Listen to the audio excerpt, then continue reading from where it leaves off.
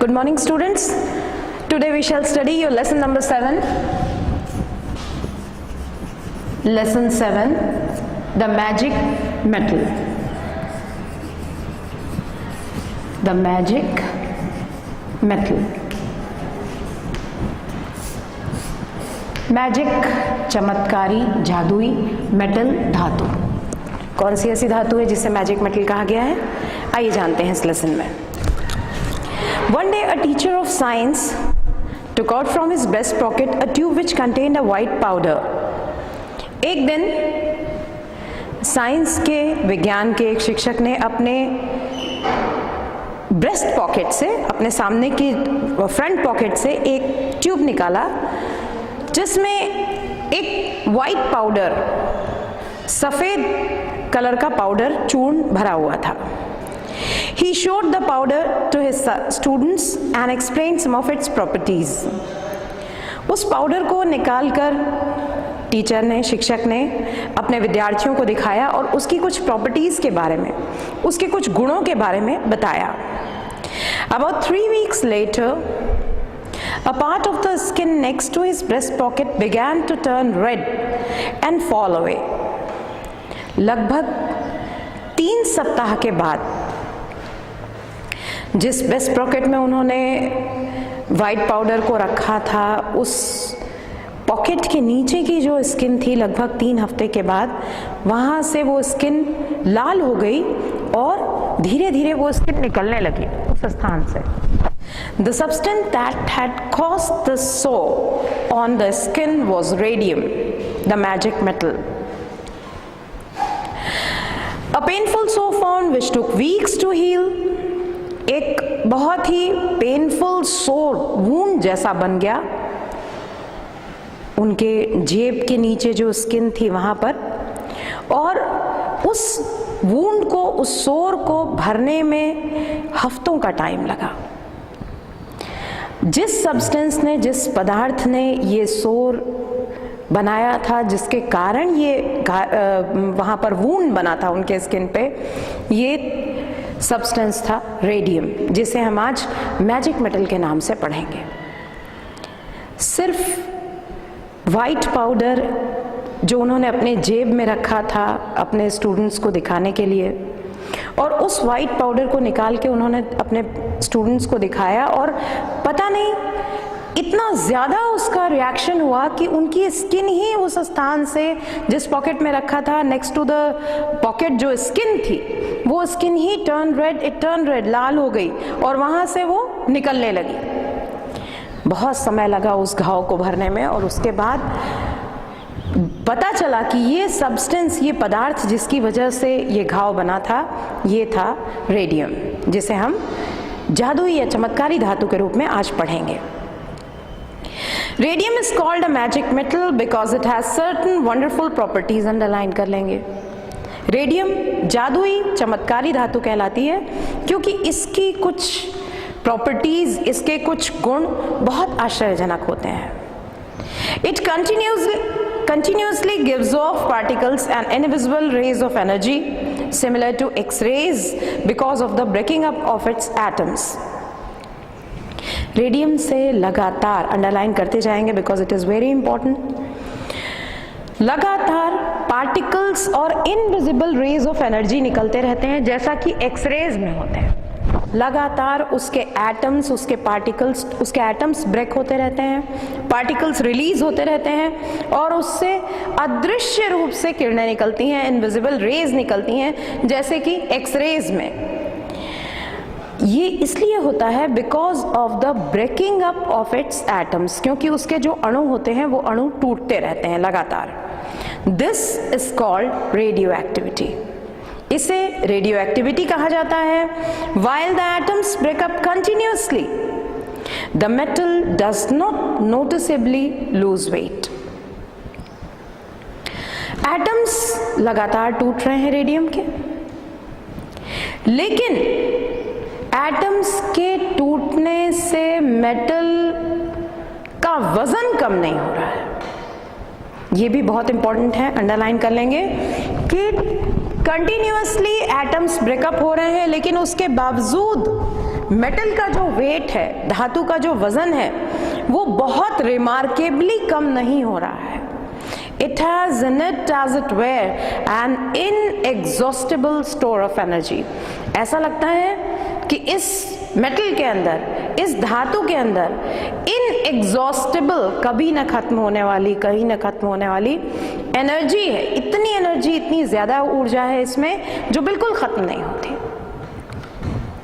Radium is one of the rarest of metals. Radium के बारे में बताऊं आपको, बहुत दुर्लभ धातु है, बहुत ही रेयर मेटल है। It is also one of the most useful metals to man because its property of radioactivity helps doctors to cure some diseases which they once thought incurable।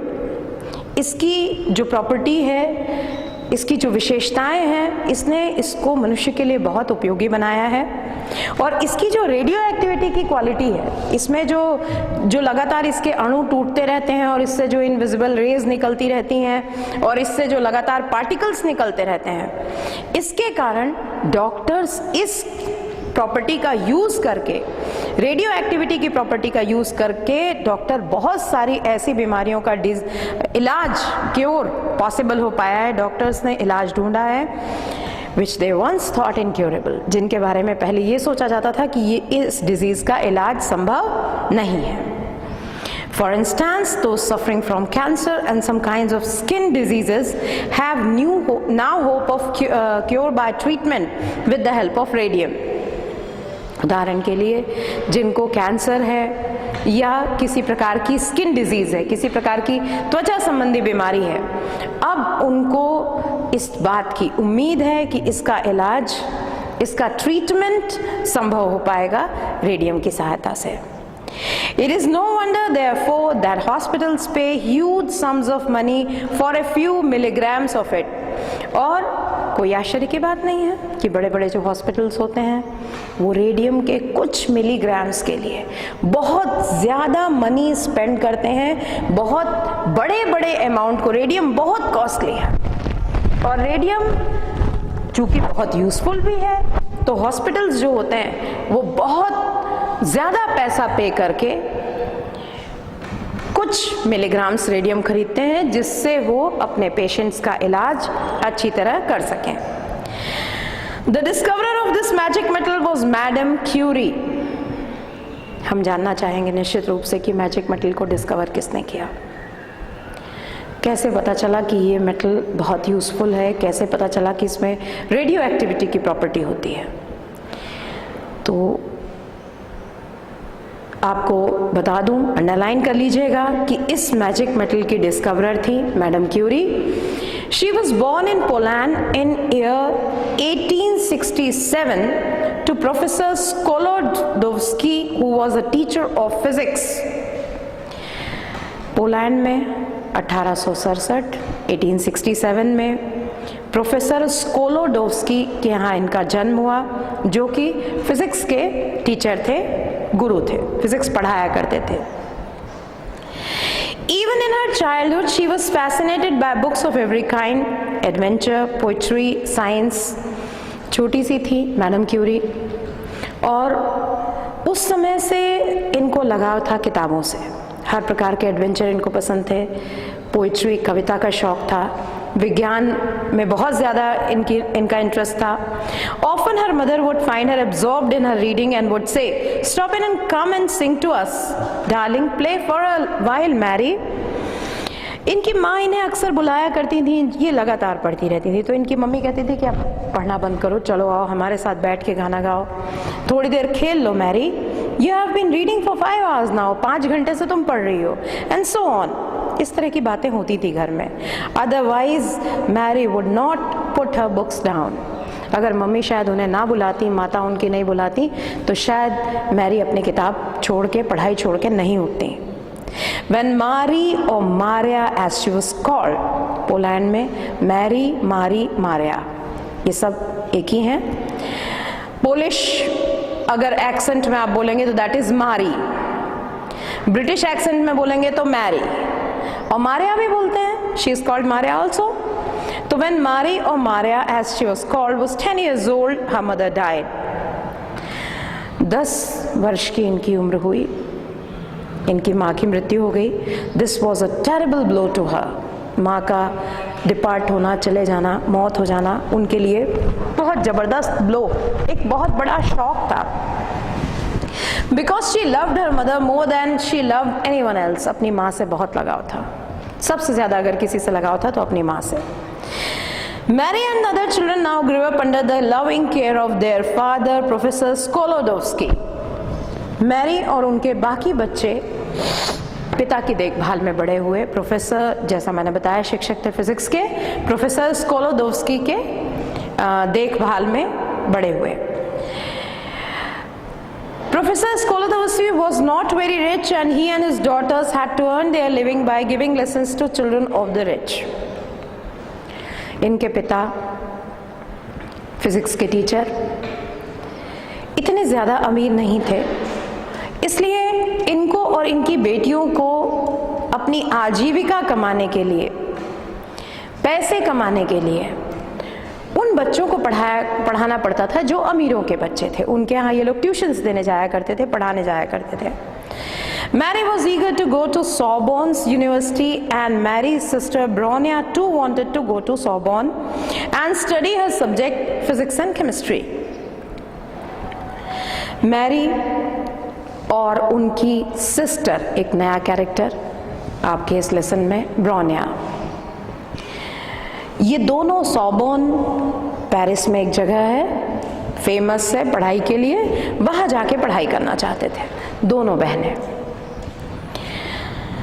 और दोनों का subject physics and chemistry. Marie's sister Bronia too wanted to go to Sorbonne.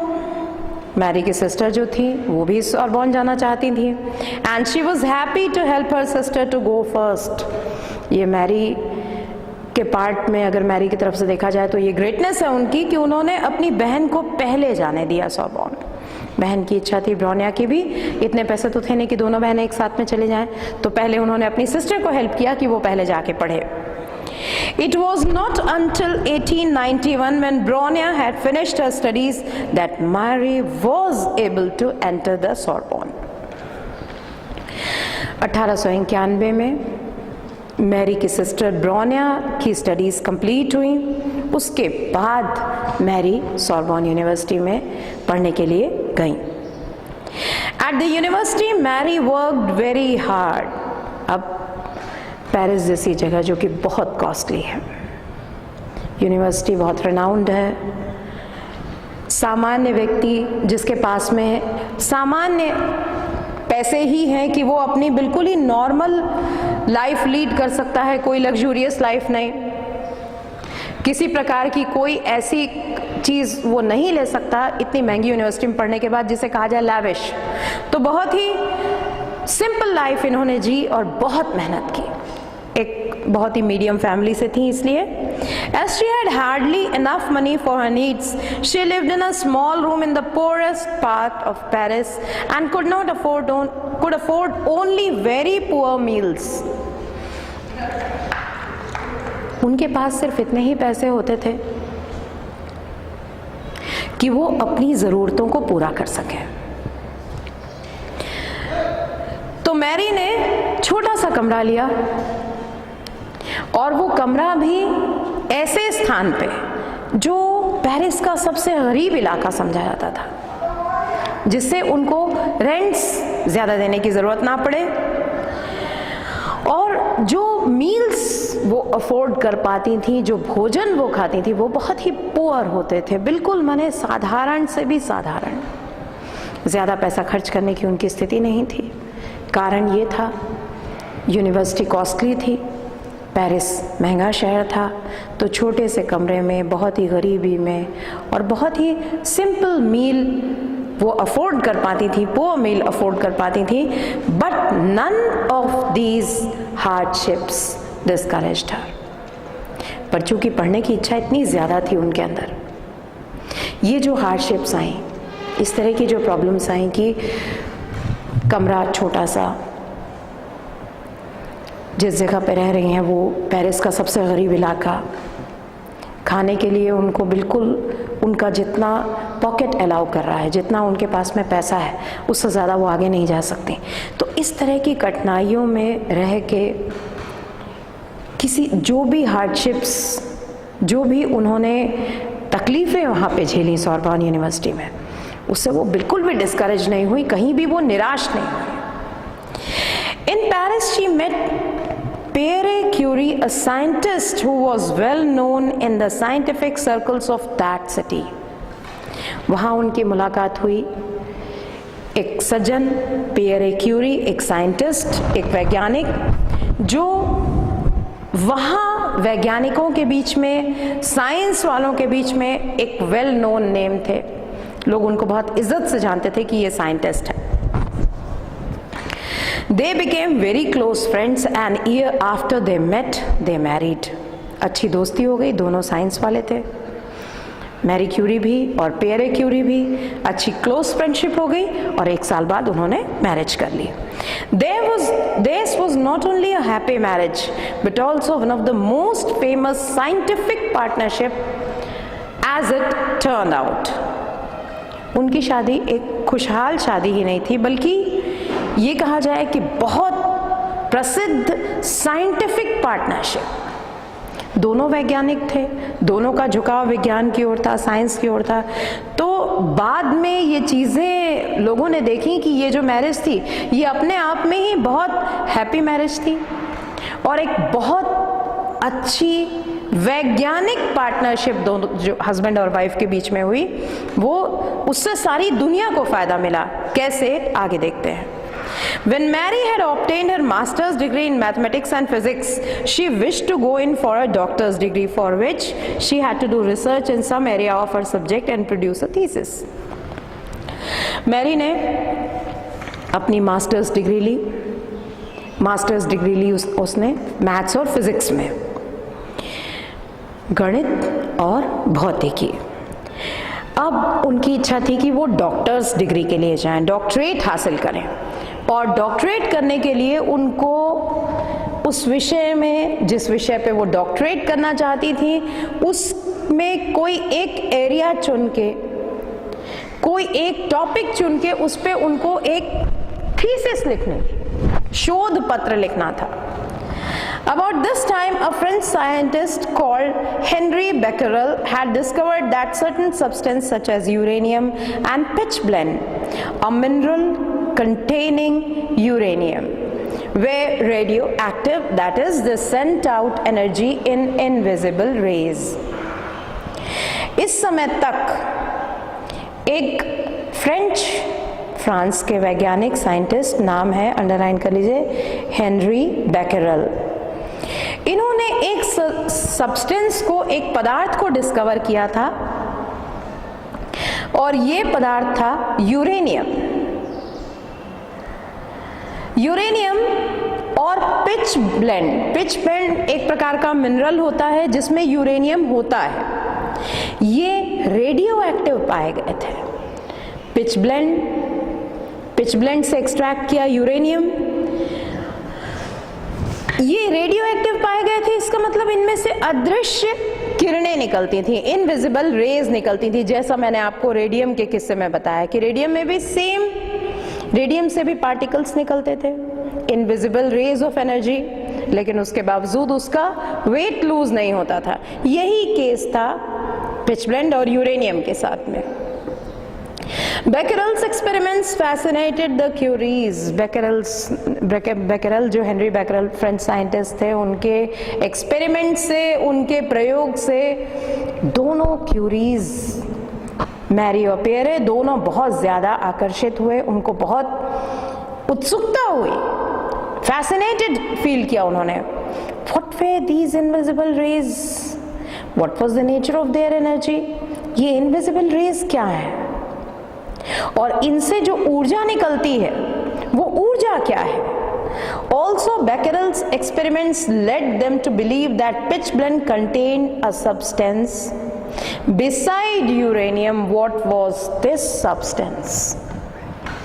Becquerel के experiment से, प्रयोगों से दोनों husband wife को ये विश्वास हो गया कि पिचब्लेंड में यूरेनियम के अलावा एक और सब्सटेंस है जो निश्चित रूप से रेडियो एक्टिव है।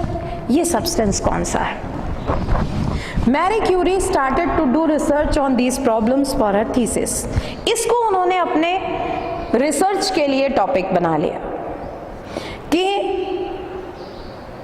कौन सा और सब्सटेंस है जो पिच ब्लेंड में है बिसाइड यूरेनियम के साथ में, और उसको कैसे निकाला जाए।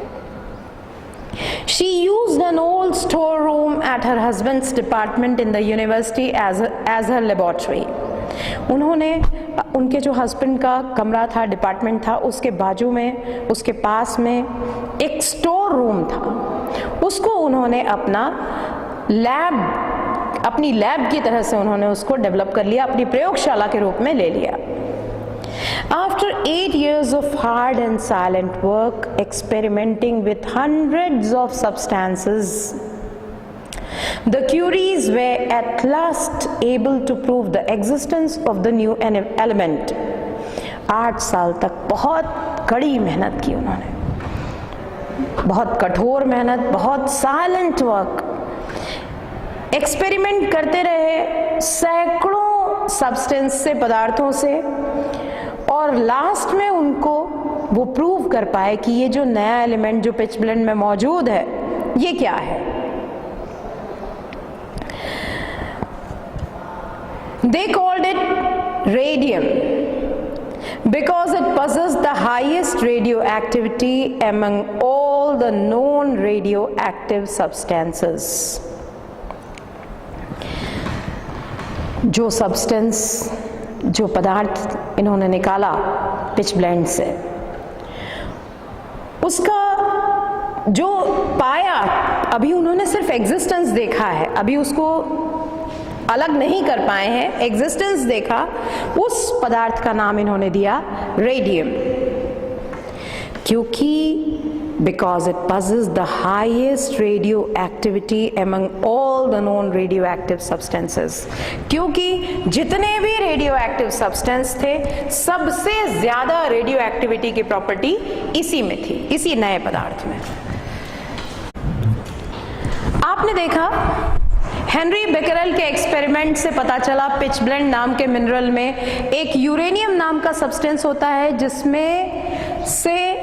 जिसमें रेडियो एक्टिविटी का गुण पाया जाता है।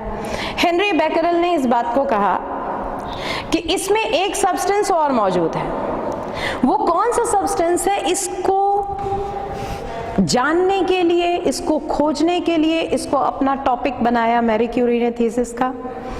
ढेरों सब्सटेंसेस के साथ उन्होंने एक्सपेरिमेंट किया, बहुत दिनों तक उन्होंने बहुत ज्यादा मेहनत की, और फाइनली उन्होंने पाया कि ये सब्सटेंस है रेडियम, और जितने भी रेडियो एक्टिव सब्सटेंसेस होते हैं उसमें ये सबसे ज्यादा रेडियो एक्टिव है। Marie Curie was awarded the doctor's degree for this discovery. इस खोज के लिए मैरी क्यूरी को डॉक्टर्स डिग्री दी गई। The next task which the Curies took up was to extract the radium from pitch blende. अब पता तो चल गया कि पिच ब्लेंड में यूरेनियम के साथ साथ रेडियम भी है। अब करना क्या है, रेडियम को पिच ब्लेंड से एक्सट्रैक्ट करना है, अलग करना है। For this they needed a large quantity of the mineral, और इसके लिए पिच ब्लेंड की बहुत ज्यादा मात्रा आवश्यक थी, क्योंकि उनको प्रयोग करने हैं, और प्रयोग वो किस पे कर रहे हैं, पिच ब्लेंड पे कर रहे हैं, तो बहुत ज्यादा मात्रा में उनको पिच ब्लेंड की आवश्यकता थी। They had a ton of it brought from Austria. 1 ton pitchblende उन्होंने मंगाया ऑस्ट्रिया से। They stored it in an old unused shed. फिर उस 1 टन पिच ब्लेंड को उन्होंने एक पुराने अनयूज्ड शेड था एक, उसमें उन्होंने उस पिच ब्लेंड को रखा। In this shed they toiled day after day through cold winters and hot summers. इस शेड में they toiled, मेहनत करते रहे, 1 दिन 2 दिन 3 दिन, हर दिन रोज, ठंड के दिन गर्मी के दिन बस उनके वहीं कटते थे। Later Mary wrote, in this miserable old shade, the best and happiest years of our life were spent. बाद में अपने उन दिनों के बारे में मैरी ने लिखा कि इस पुराने और बहुत ही मिजरेबल, जहाँ पे इतनी तकलीफें होती थी काम करने में, मेरी ज़िंदगी के सबसे अच्छे और सबसे खुशी भरे साल व्यतीत हुए उनके और उनके पति के। After 4 years of continuous effort, they at last succeeded in separating the pure element and saw it glowing with a strange bluish light. 4 years of continuous effort, 4 साल लगातार मेहनत करने के बाद उन्होंने पिच ब्लेंड से रेडियम को एक्सट्रैक्ट किया, अलग किया और देखा कि रेडियम बहुत स्ट्रेंज ब्लूइश लाइट उसमें से निकलती, नीले रंग की रोशनी। Honours now came pouring in. इतना बड़ा काम करना, रेडियम जैसे सबसे ज़्यादा रेडियो एक्टिव एलिमेंट को पिच ब्लेंड से एक्सट्रैक्ट करना, सब तरफ से सम्मान की बौछार होने लगी। In 1903, the Nobel Prize in Physics was awarded jointly to the Curies and Henry Becquerel. 1903 में फिजिक्स पे उन्होंने जिस तरह से काम करके और इस तरह से पिच ब्लेंड से एक्सट्रैक्ट किया रेडियम को, उसके लिए दोनों हस्बैंड एंड वाइफ क्यूरीज और हेनरी बेकेरल को नोबेल प्राइज अवार्ड दिया गया। All over the world, newspapers and journals told the story of the Curies and their great scientific partnership.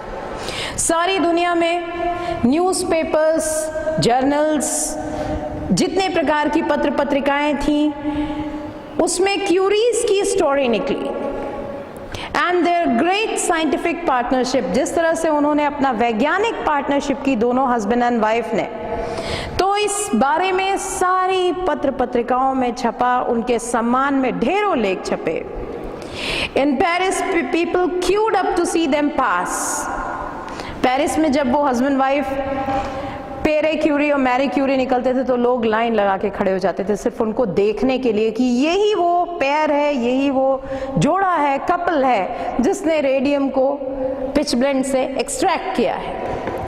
The Curies had 2 daughters, Irene and Eve. Curies की 2 बेटियां थीं, Irene और Eve. In the midst of all their work, the parents found time to give every attention that was necessary to the children at home. अपने इतने hard work के बीच में, continuous work के बीच में दोनों माता पिता समय निकालते थे कि वो अपने बच्चों को भी समय दे सके, जो उनके लिए बहुत आवश्यक था, बच्चों की ग्रोथ के लिए। That was necessary to the children at home, dressing them, feeding them, taking them out and educating them. उनको घर पे उन पे ध्यान देना, उनके कपड़ों पे ध्यान देना, उनको अच्छे भोजन की व्यवस्था उनके लिए करना, उनको लेके बाहर जाना, अच्छी तरह से उनकी पढ़ाई करवाना, ये सारी जिम्मेदारी दोनों माता पिता अच्छी तरह निभाते थे।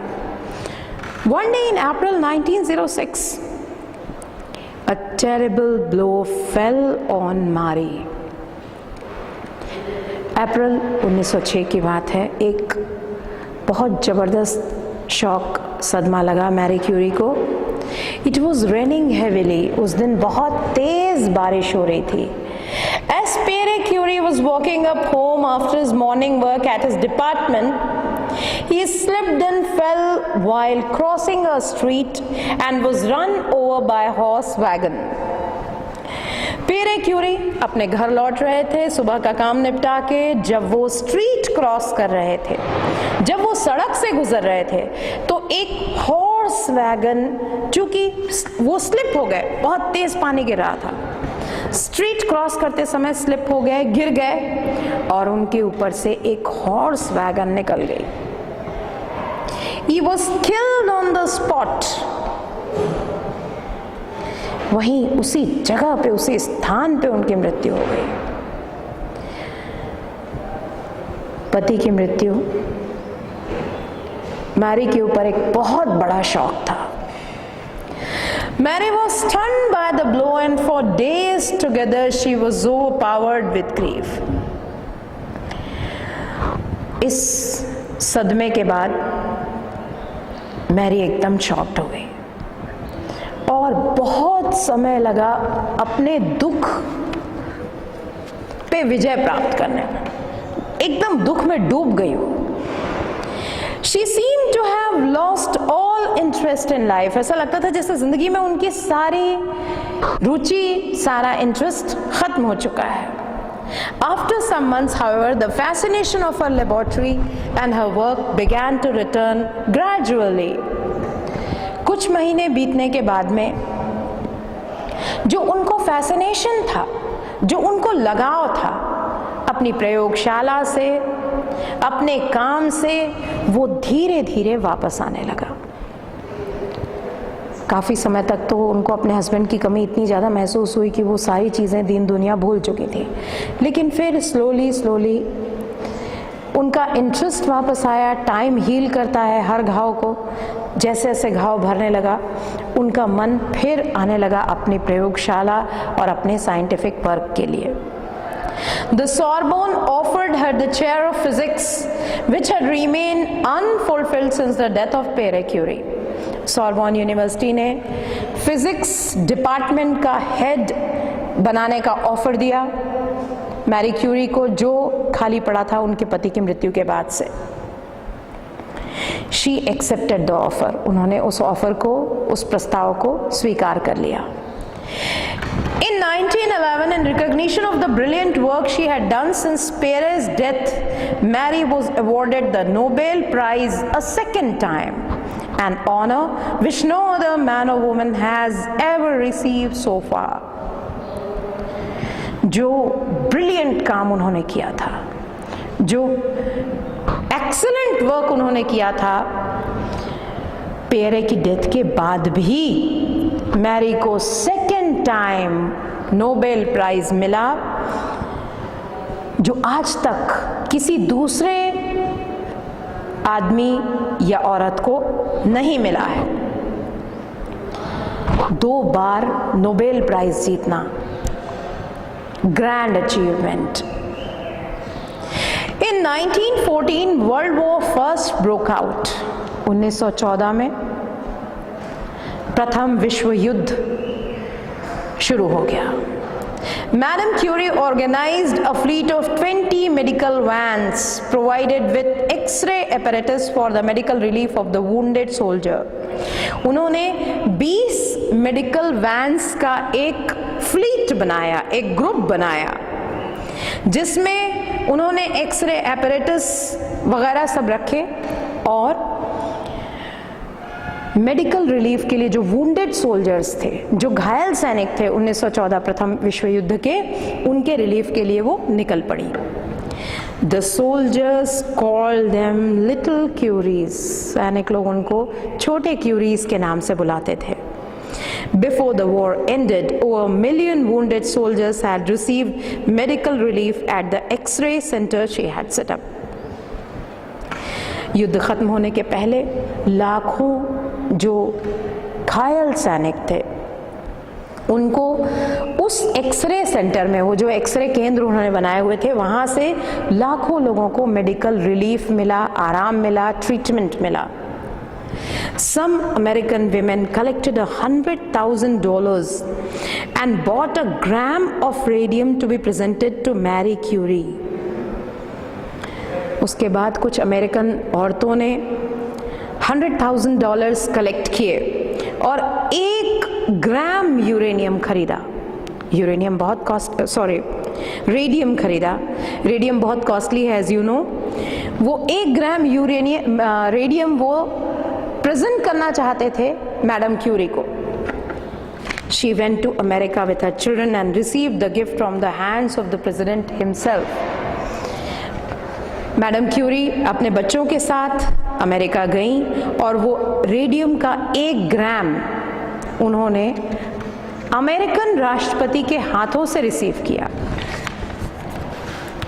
Almost until her last days, Marie Curie worked in her laboratory and continued to publish research papers. लगभग अपने अंतिम दिनों तक मैरी क्यूरी अपनी प्रयोगशाला में काम करती रहीं और रिसर्च पेपर्स को पब्लिश करती रहीं। जो भी उन्होंने रिसर्च की, जो उनके साइंटिफिक रिसर्चेस थी, जो खोज थी जिसको वो दुनिया के सामने लाना चाहती थी, उसके लिए वो कंटिन्यू पेपर पब्लिश करती रहीं। Marie Curie passed away on 4 जुलाई 1934। 4 जुलाई 1934 को मैरी क्यूरी की मृत्यु हुई। तो आपने देखा एक लेडी का स्ट्रगल, एक महिला जो कि किसी बहुत बड़े परिवार में उनका जन्म नहीं हुआ था, छोटे से परिवार में, बहुत रिच नहीं थे, मिडिल क्लास फैमिली, जहां उनके साथ में उनकी बहनें भी हैं। ऐसी कोई भी चीज नहीं थी जो उनको विरासत में मिली थी। बहुत पैसा हो, बहुत शोहरत हो, बहुत नाम हो, ऐसा कुछ भी नहीं था। उनका खुद का जो इंटरेस्ट था साइंस में, कंटिन्यू अपनी पढ़ाई करना, लगातार क्यूरियस रहना, लगातार जानने की उत्सुकता उनके अंदर बनी हुई थी, उसने उनको कहां से कहां पहुंचा दिया। ऐसा भी नहीं था कि हर जगह जैसे ही उन्होंने अपने वर्क की शुरुआत की, लोगों ने उनको हाथों हाथ लिया। बहुत लंबा स्ट्रगल उनको करना पड़ा अपनी पढ़ाई के समय। बचपन में तो उन्होंने पढ़ाते समय दूसरे बच्चों को ट्यूशन पढ़ा के उन लोगों ने पैसा कमाया माँ की डेथ के बाद में। उसके बाद जब वो पढ़ने के लिए जाने वाली थी, उनकी सिस्टर भी जाने वाली थी, पहला मौका अपनी बहन को दिया। बहन पढ़ के निकली, उसके बाद वो पढ़ने गई। सोरबोन यूनिवर्सिटी में जाने के बाद उन्होंने पाया कि वहाँ जिंदगी और हार्ड है। पेरिस जैसा महंगा शहर, वहाँ छोटे से कमरे में जहाँ फैसिलिटीज नहीं है, छोटे से रूम में जितना पैसा उनके पास था उस हिसाब से अपने भोजन, खाने, सारी चीज़ों की व्यवस्था करके बहुत सारी हार्डशिप्स को झेल के वहाँ उन्होंने अपनी पढ़ाई की। लेकिन इन हार्डशिप्स से, इन कठिनाइयों से, इन परेशानियों से कहीं उनका मनोबल गिरा नहीं। वहीं उनकी मुलाकात पियरे क्यूरी से हुई, जो खुद साइंटिस्ट थे। उसके बाद हेनरी बेकरेल का जो इनके साथ में एक संबंध जुड़ा,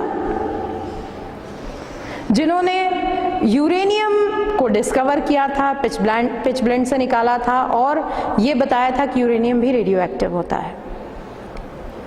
हेनरी बेकरेल का एक्सपेरिमेंट यहाँ पर रुका हुआ था कि उसमें एक सब्सटेंस और है, इसी को उन्होंने अपनी थीसिस के रूप में लिया। मैरी क्यूरी काफी मेहनत करने के बाद उन्होंने उस सब्सटेंस को खोज के निकाला, जिस सब्सटेंस का नाम उन्होंने दिया रेडियम, क्योंकि इसमें सबसे ज्यादा रेडियो एक्टिविटी की क्वालिटी होती है। अब अगला उनके पास में वर्क आया कि इसको एक्सट्रैक्ट कैसे किया जाए। 1 टन पिच ब्लेंड मंगाकर एक छोटे से ओल्ड अनयूज्ड शेड में उन्होंने उस पे एक्सपेरिमेंट्स करने शुरू किए और 4 साल की कड़ी मेहनत के बाद वो रेडियम को एक्सट्रैक्ट कर पाए। इस शानदार काम के लिए जॉइंटली हेनरी बेकरेल और क्यूरीज को नोबेल प्राइज मिला। उनका काम चलता रहा। उनकी 2 बेटी आयरीन और ईव, उस पे भी दोनों हस्बैंड वाइफ काफ़ी केयर करते थे, माता पिता का पूरा ध्यान था। फिर अचानक एक और टेरिबल ब्लो आया मैरी क्यूरी के ऊपर, जब उनके हस्बैंड एक रेनी डे पे बारिश हो रही थी काफ़ी और वो रोड क्रॉस कर रहे थे, स्ट्रीट क्रॉस कर रहे थे, स्लिप होके गिर गए और एक हॉर्स वैगन ने उनको कुचल दिया। वहीं पर उनकी मृत्यु हो गई और उसके बाद मैरी क्यूरी का सारा इंटरेस्ट जैसे लाइफ में ख़त्म हो गया। काफ़ी समय तक वो बेहद दुखी रही, बेहद उदास रही, लेकिन जैसे जैसे समय बीतता गया मैरी क्यूरी ने रिकवर किया अपने आप को, उस ग्रीफ से बाहर निकाला और उसके बाद फिर से अपना काम शुरू किया। काम करते हुए उनके साइंटिफिक अचीवमेंट्स के लिए अगेन उनको नोबेल प्राइज दिया गया, जो आज तक शायद किसी को नहीं मिला है। वर्ल्ड वॉर 1 के जो घायल सोल्जर्स थे उनके लिए उन्होंने अपना एक मेडिकल फ्लीट तैयार किया, एक्सरे मशीन्स को लेके एक्सरे सेंटर्स स्थापित किए और वहाँ जो वुंडेड सोल्जर्स थे उनकी देखभाल की। लोग उनको बेहद पसंद करते थे और लिटिल क्यूरीज के नाम से जानते थे। उसके बाद कुछ अमेरिकन वुमेन ने $100,000 इकट्ठा करके 1 ग्राम रेडियम लिया, उसको प्रेजेंट किया मैडम क्यूरी को, जो खुद अमेरिका के राष्ट्रपति ने अपने हाथों से उन्हें दिया। इस तरह से उनका अच्छा काम चलता रहा टिल हर डेथ। 4 जुलाई 1934 को मैडम क्यूरी की डेथ हुई। तो ये आपका लेसन था, the magic metal. Lesson complete. इसकी exercise we will see in the next class. Thank you.